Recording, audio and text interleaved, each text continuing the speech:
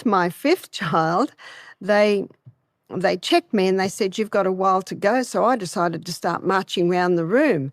And 7 minutes later, I had another contraction and I could feel pushing the back of my throat, to push. And I thought, what's going on? And I felt down and I could feel the head. And so I started panting because my baby's just come too fast. I knew that from my home births. No one was in the room except my husband, and I'm panting and he's tapping me saying, "You shouldn't be panting yet." And I couldn't tell him. And you know what? I was confronted with the fact I've got to do this myself. Yeah, wow. So what I did is, as I panted, the head would go back. As I didn't pant, the head would push. So I just panted, massaged like I'd seen the midwives do it, and the head fell into my hand. Oh, my goodness, wow. And I said, "The head."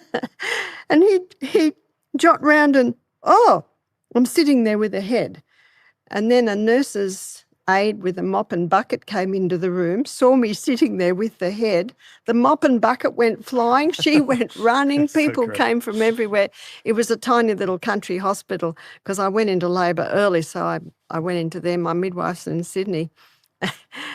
And they came into the room. They looked at me with their head, and they said, "Can we check if the cord's around the neck?" And I said, "Yes." They checked, "You're fine."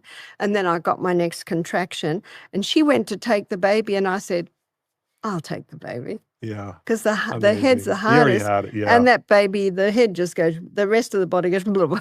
Yeah. And I just pulled that baby up, and I thought, praise be to God. Why don't let that women do this? But I think women are fearful.